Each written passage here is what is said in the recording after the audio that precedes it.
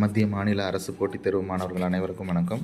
இன்றைக்கான current affairs என்ன பார்க்க போகிறோம்னா, இன்றைக்கி வந்து பார்த்திங்கன்னா 3 ஏப்ரல் 2025. ஸோ இதில் வக்ஃப் மசோதா மக்களவையில் நிறைவேற்றம். ஆதரவு 288, எதிர்ப்பு 232.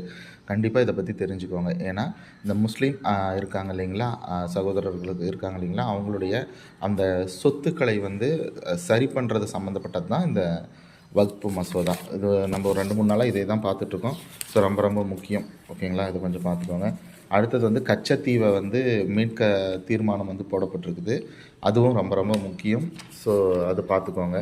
எல்லைகள் என்ன அப்படிங்கிறத பார்த்துக்கோங்க. அதுக்கப்புறம் வந்து பார்த்திங்கன்னா, இன்றைக்கான முக்கியமானதை மட்டும் தான் நான் பேசிகிட்ருக்கேன்.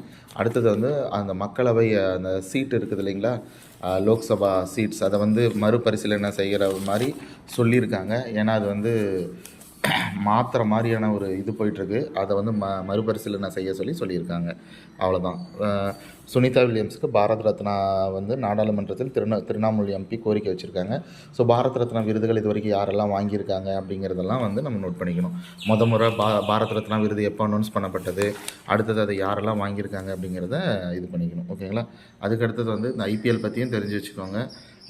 அடுத்தது வந்து பார்த்திங்கன்னா, காசாவிலிருந்து பெரும்பகுதி இஸ்ரேலுடன் இணைக்கப்படும் அப்படின்றது அந்த இதெல்லாம் இருக்குது பார்த்திங்களா. இது வந்து உலக செய்திகள். இதையும் வந்து நோட் பண்ணி வச்சுக்கோங்க. ஓகேயா. முக்கியமானது வந்து 2 கேள்வி தான். வக்ஃபு மசோதா, அடுத்தது வந்து நாடாளுமன்றம் அந்த சீட்டு இடங்கள், அதுக்கு அடுத்தது வந்து பார்த்திங்க அப்படின்னு சொன்னால் பாரத் ரத்னா விருது.